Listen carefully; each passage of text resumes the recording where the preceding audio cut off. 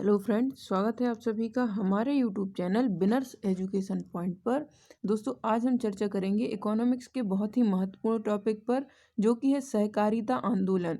इसके विषय में हम चर्चा करेंगे। यह आपको 6 नंबर, 5 नंबर, 15 नंबर और 11 नंबर के अनुसार हमारे चैनल के माध्यम से आपको प्रदान किया जा रहा है, जो कि 2020 की मुख्य परीक्षा और 2019 की मुख्य परीक्षा दोनों ही दृष्टिकोण से अत्यंत ही महत्वपूर्ण है। दोस्तों, यदि आपने अभी तक हमारे नोट्स परचेज नहीं किए हैं तो डिस्क्रिप्शन बॉक्स में आपको हमारे नोट्स परचेज करने के लिए लिंक दी गई है। आप इंस्टा मोजो की लिंक पर जाकर हमारे नोट्स परचेज कर सकते हैं, जो कि 2019 की मुख्य परीक्षा को दृष्टि में रखते हुए अत्यंत ही महत्वपूर्ण है। इसके साथ साथ ही हमने बहुत ही सरल भाषा में और प्रश्नोत्तर शैली में नोट्स बनाए हैं, जिससे आपको याद करने में भी सुविधा होगी। हमारा आज का विषय है सहकारिता से क्या तात्पर्य है, इसके सिद्धांत और लाभ के विषय में जानकारी दीजिए। तो सहकारिता का सामान्य अर्थ होता है मिलजुल कर कार्य करना। मिलजुल कर कार्य करना। इसके पश्चात है इसका उद्देश्य क्या होता है। तो व्यक्ति अपनी स्वेच्छा से तथा आर्थिक उद्देश्य प्राप्त करने के लिए संगठित होते हैं। सहकारिता के अंतर्गत व्यक्ति अपनी स्वेच्छा से तथा आर्थिक उद्देश्य प्राप्त करने के लिए संगठित होते हैं। स्वामित्व किसी एक व्यक्ति के पास ना होकर सभी का होता है। तो जो सहकारिता के अंतर्गत व्यक्ति अपनी स्वेच्छा से आर्थिक उद्देश्य या आर्थिक लाभ प्राप्त करने के लिए संगठित होते हैं, और इसका जो अर्थ होता है वह होता है मिलजुल कर कार्य करना। तो इसके अंतर्गत स्वामित्व किसी एक व्यक्ति के पास नहीं होता है, अपितु स्वामित्व सभी के पास होता है। सोर्स क्या है इसके। तो सोर्स है मैगलन समिति। दोस्तों, जब भी आप एथिक्स, सोशल, इकोनॉमिक्स इन सभी विषयों में आप सोर्स लिखते हैं तो आपके नंबर बढ़ने की संभावना अपने आप ज़्यादा हो जाती है। तो यहाँ हम सोर्स लिखेंगे मैगलन समिति के अनुसार, और इसके अंतर्गत हम कुछ परिभाषा लिखेंगे या सिद्धांत लिखेंगे। तो उसके लिए भी हम सोर्स लेंगे। तो हम उसके अंतर्गत लिखेंगे कलवर्ट के अनुसार। कलवर्ट ने क्या कहा है सहकारिता आंदोलन के विषय में। तो कलवर्ट ने कहा है सहकारिता एक ऐसा संगठन है जिसमें व्यक्ति मानवता की भावना से समानता के आधार पर स्वेच्छा पूर्वक सम्मिलित होते हैं तथा परस्पर सहयोग से सबकी आर्थिक उन्नति के लिए प्रयत्न करते हैं। तो कलवर्ट ने क्या कहा है, सहकारिता एक ऐसा संगठन है जिसमें व्यक्ति मानवता की भावना से समानता के आधार पर स्वेच्छा पूर्वक सम्मिलित होते हैं तथा परस्पर सहयोग से सबकी आर्थिक उन्नति के लिए प्रयास करते हैं। तो इस प्रकार से यह सहकारिता की परिभाषा हो जाती है। इसके पश्चात हम चर्चा करेंगे सहकारिता के कुछ महत्वपूर्ण सिद्धांत पर। तो सहकारिता के सिद्धांत के अंतर्गत पहला है कोई भी व्यक्ति इसकी सदस्यता ले सकता है। दोस्तों, यदि आप इसे नोट करना चाहते हैं तो आप स्क्रीनशॉट ले सकते हैं, या फिर आपको अगर वीडियो की फ्री पीडीएफ चाहिए तो आप हमारे टेलीग्राम चैनल को ज्वाइन कर सकते हैं। बिनर्स एजुकेशन पॉइंट के नाम से ही हमारा टेलीग्राम चैनल है। वहां आपको वीडियो की फ्री पीडीएफ प्राप्त होती है। साथ ही साथ अन्य महत्वपूर्ण कंटेंट भी उपलब्ध कराया जाता है। प्रारंभिक परीक्षा 2020 के दृष्टिकोण से हमारे चैनल पर, हमारा जो टेलीग्राम चैनल है उस पर लगातार आपको क्विज कराया जाता है, जिसमें 10 से 15 वस्तुनिष्ठ प्रश्न आपको सॉल्व कराए जाते हैं। साथ ही साथ अन्य महत्वपूर्ण कंटेंट भी, जैसे कुछ महत्वपूर्ण वीडियो की लिंक हमारे चैनल के माध्यम से प्रदान की जाती है।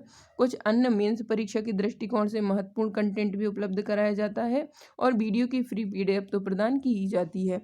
तो इस प्रकार से अगर आप वीडियो की फ्री पीडीएफ प्राप्त करना चाहते हैं तो आप हमारे टेलीग्राम चैनल को ज्वाइन कर सकते हैं। बिनर्स एजुकेशन पॉइंट के नाम से ही हमारा टेलीग्राम चैनल है। साथ ही साथ फेसबुक और इंस्टाग्राम पर भी आप हमें बिनर्स एजुकेशन के नाम पर ही फॉलो कर सकते हैं।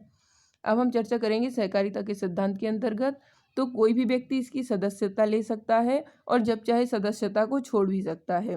सभी सदस्यों को समान अधिकार प्राप्त होते हैं, और सहकारी समिति में पूंजी सभी सदस्यों के द्वारा लगाई जाती है। तो इसके अंतर्गत कुछ सिद्धांत हैं। कभी भी कोई व्यक्ति इसकी सदस्यता ले सकता है और जब चाहे वह सदस्यता को छोड़ भी सकता है। सभी सदस्यों को समान अधिकार प्राप्त होते हैं, और सहकारी समिति में पूंजी सभी सदस्यों के द्वारा ही लगाई जाती है। इसके पश्चात है सहकारी सोसाइटी अपने सदस्यों द्वारा नियंत्रित स्वशासी आत्मनिर्भर संगठन है। तो जो सहकारी सोसाइटियां हैं वह अपने सदस्यों के द्वारा नियंत्रित हैं, स्वशासी हैं और आत्मनिर्भर एक संगठन है। इनका प्रमुख उद्देश्य क्या है। तो इनका प्रमुख उद्देश्य लाभ कमाना नहीं है, अपितु इनका उद्देश्य है सदस्यों को अधिकतम सेवा सुविधाएं प्राप्त कराना। इनका प्रमुख उद्देश्य होता है। तो इस प्रकार से हमने सहकारिता के कुछ सिद्धांतों पर चर्चा की। इसके अंतर्गत सदस्यता लेने और छोड़ने से संबंधित कोई प्रावधान नहीं किया गया है। कोई भी व्यक्ति कभी भी इसकी सदस्यता ले सकता है और छोड़ सकता है। सभी सदस्यों को समान अधिकार प्राप्त होते हैं। हमने ऊपर भी चर्चा की थी कि इसमें किसी एक व्यक्ति का स्वामित्व नहीं होता है, अपितु सभी व्यक्तियों का समान स्वामित्व होता है। सभी सदस्यों के द्वारा पूंजी लगाई जाती है और सहकारी सोसाइटियां जो होती हैं वह अपने सदस्यों द्वारा नियंत्रित, स्वशासी और आत्मनिर्भर संगठन है।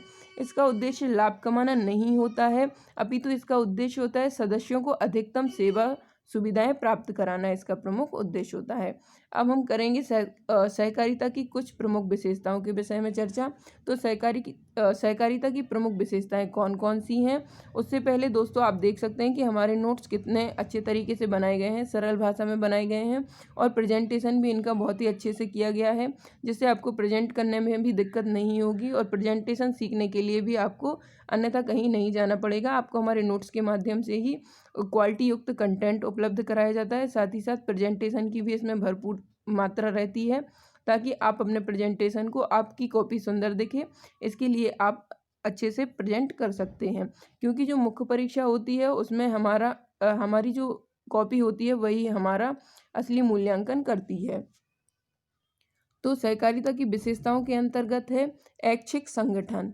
ऐच्छिक संगठन, यह जो सहकारिता समिति होती हैं वह ऐच्छिक संगठन होती हैं, लोकतांत्रिक होती हैं, तटस्थता का भाव रहता है, सेवा भावना होती है, मताधिकार रहता है, खुली सदस्यता रहती है। हमने इसके सिद्धांतों के अंतर्गत चर्चा की है कि कोई भी व्यक्ति कभी भी इसका सदस्य बन सकता है और कभी भी वो सदस्यता को छोड़ सकता है। यह स्वावलंबन और परस्पर सहयोग के सिद्धांत पर भी आधारित है। तो यहाँ पर हमने 6 से 7 सहकारिता की विशेषताओं पर चर्चा की, जिनमें प्रमुख है ऐच्छिक संगठन का होना, लोकतांत्रिक मूल्यों का होना, तटस्थता पर आधारित होना, सेवा की भावना होना, मताधिकार, खुली सदस्यता और स्वावलंबन एवं परस्पर सहयोग पर इसमें बल दिया जाता है। तो इस प्रकार से यहाँ पर सहकारिता की विशेषताएं हो जाती हैं। इसके पश्चात है सहकारिता में सम्मिलित होने वाले व्यक्तियों के कौन कौन से गुण होते हैं। तो सदस्यों को सहकारिता का अर्थ ज्ञात होना चाहिए। इसके पश्चात है सहकारिता का उद्देश्य सभी सदस्यों का भाग होना चाहिए। सहकारिता का उद्देश्य सभी सदस्यों को भान होना चाहिए। इसके पश्चात सदस्य ईमानदार हों, सदस्य सहकारिता के प्रति वफादार हों और सदस्य में सहकारिता के प्रति विश्वास हो। तो इस प्रकार से जो सहकारिता में सम्मिलित होने वाले सदस्य होते हैं उनमें इन निम्नलिखित गुणों का होना आवश्यक है। उन्हें सहकारिता का अर्थ ज्ञात होना चाहिए। सदस्यों का उद्देश्य सभी सदस्यों का मान होना चाहिए। इसके पश्चात है ईमानदार सदस्य होने चाहिए। सदस्य सहकारिता के प्रति वफादार होने चाहिए और सदस्यों में सहकारिता के प्रति विश्वास होना चाहिए। तो यह प्रमुख गुण होते हैं जो भी व्यक्ति सहकारिता में भाग लेते हैं। दोस्तों हमारी जो मुख्य परीक्षा के नोट्स हैं वह मात्र 4,000 रुपये में आपको उपलब्ध कराए जा रहे हैं और अभी न्यू ईयर और क्रिसमस के ऑफर के चलते आपको उनमें 10 से 15% का डिस्काउंट भी दिया जा रहा है। तो आप इंस्टा मोजो की लिंक पर जाकर हमारे नोट्स परचेज कर सकते हैं या फिर डिस्क्रिप्शन बॉक्स में आपको हमारा व्हाट्सएप नंबर दिया गया है, तो आप वहां जाकर क्वेरी कर सकते हैं और कितना % डिस्काउंट दिया जा रहा है इसके विषय में पूरी जानकारी ले सकते हैं। तो शीघ्र आप हमारे नोट्स परचेज कर लीजिए, क्योंकि मुख्य परीक्षा को अब ज़्यादा समय नहीं रह गया है। आपको हमारे बने बनाए नोट्स मिल जाएंगे जो कि प्रश्नोत्तर शैली में आधारित हैं। आपको अन्यत्र कहीं पढ़ने की ज़रूरत नहीं होगी और यह नोट्स आपकी सफलता में अत्यंत ही कारगर होंगे। अब हम चर्चा करते हैं हमारे अंतिम बिंदु पर, जो कि है सहकारिता के लाभ।